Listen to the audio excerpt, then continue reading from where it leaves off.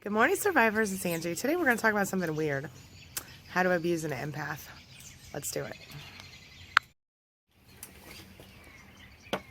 So look, it's not something that I think is a valid video topic, don't get me wrong. But the thing is, there's a toxic attraction between empaths and narcissists.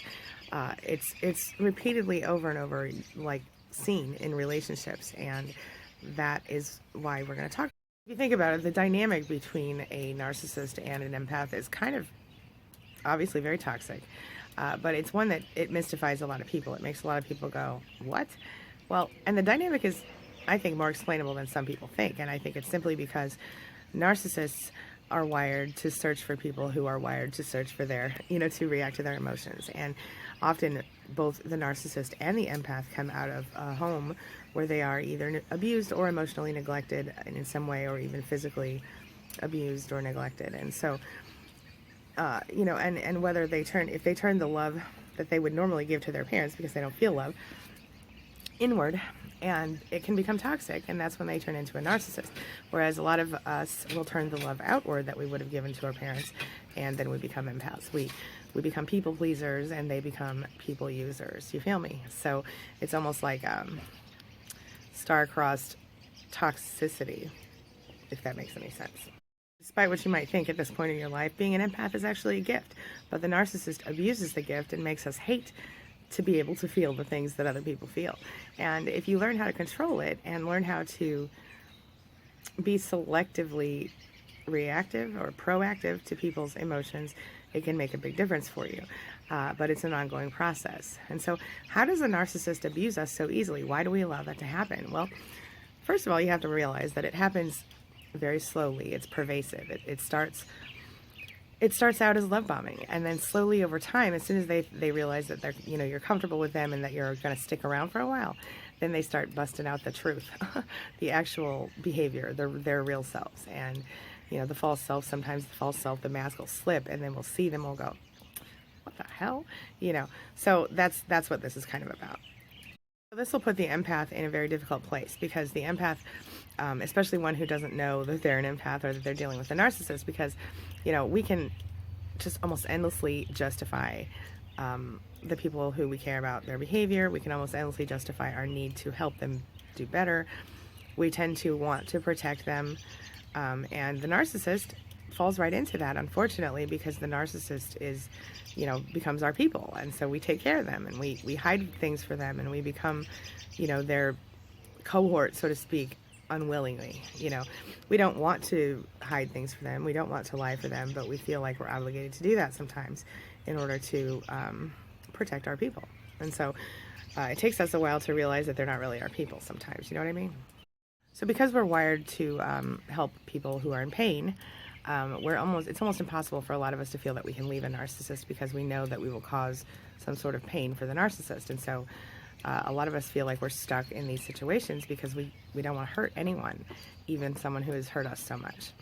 So how do we avoid being exploited? Let's talk about that. And if we don't do that, oftentimes we will feel like we're failing, and the narcissist will make sure to make us think that we are failing. And so, it's a difficult spot. So how can we deal with this abuse, and how can we stop it and stop letting other people control us, especially a narcissist? Right, as empaths, we love to fix stuff, and we love to fix people. We love a good fixer-upper. But we also know, if we're honest with ourselves, if we look back in our history and think about all the people we tried to fix, nobody wants to be fixed. You can't fix anybody who doesn't want to be fixed, okay? Sometimes you can help someone change and grow, but if that person does not choose that, him or herself, you can't do it. And a narcissist, my friend, we've talked about this before, they don't usually change. So you have to remember that you can't fix a narcissist, and you have to figure out how to deal with it from there. The narcissist needs to be in control, and the empath needs to help people.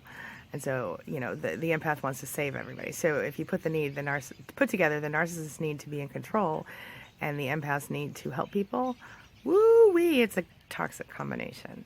One thing you can do is learn to turn kind of inward toward your inner self instead of outward. So if you find yourself feeling overwhelmed by a narcissist's emotions, you can start focusing on something else. I like to distract myself from the issue, and I like to then think of something I do want, something I can control. So, for example, if you're thinking, oh my gosh, if I leave this person, it's going to make my life, terrible because I'm going to be worried about him and da da da da. Then you have to, say, I cancel that thought and I replace it with this affirmation, my true divine desire or whatever. And, maybe you would say something like, well, if I leave this person, my life's going to get a whole lot better and I'm not going to have to deal with all this crap anymore. And I'm going to be happy and blah, blah, blah. So focus on the good, not the bad. You have to ask yourself, questions like, is this person giving me genuine emotion, or are they just using me? Is this person hurting my feelings on purpose? And a lot of times a narcissist absolutely will hurt your feelings on purpose, and it's not okay, but it is what it is. Take a moment to turn inward. You can ask yourself, how do I feel about this? Is this person, is their philosophy so different from mine? Is it because they're just trying to hurt me? Is it because I've done something wrong? You can ask yourself these questions, but the truth is that you should ask yourself, not them, because they will not give you honest answers. And you will be more honest with yourself if you want to than anyone else. So remember that. As an empath, you're somebody who can really sense these things, and you don't have to ask anyone else. You have to learn to trust yourself. And that's one of the things that narcissists do to abuse us as empaths, is they teach us that we can't trust ourselves. They gaslight us into believing that we don't know what the hell we're talking about. We don't understand what we're dealing with, and we stop believing that we have real thoughts. Even we start wondering if we're if our thoughts even matter, if they're even real, and because the narcissist teaches us that we don't know how to make choices, we don't know how to make decisions and stuff like this. And we do, my friend, we do. We probably know better than they do. We just have to trust ourselves. I see so many of my clients not trusting themselves, not trusting their own judgment because they've been so abused. Trust yourself. You know what's up. You know what's up. Trust yourself, my friend. Trust yourself.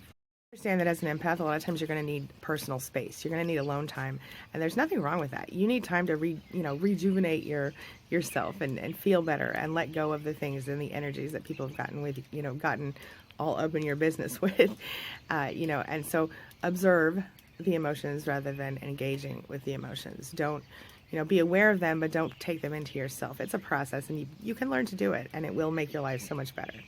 Finally, you have to understand that while not everyone's a narcissist, the other half of the world or the other percentage of the people in your life, they're not all empaths either. Some people are just regular healthy people, or whatever. But most people have a certain amount of empathy for other people. And the way that you can most quickly and easily identify a narcissist is someone who literally doesn't have empathy for other people and their feelings. That becomes a major issue.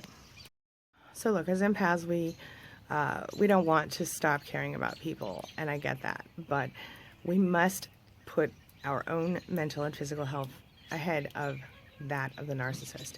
And if you can get away from the narcissist, you might save your own life. All right? So please stay strong. Please stay focused. And please remember that you are worth loving, that you are loved. You're not alone. If you feel alone, please join SPAN, Support for People Affected by Narcissists. It's my free and confidential online support group, and I pop in there. I've got a wonderful team of admins, and our members are amazing, and maybe you belong there. All right, check it out. It's at queenbeing.com/span. I'm going to go ahead and close up for this morning. I hope you all have a wonderful day, and I will see you later today for another video.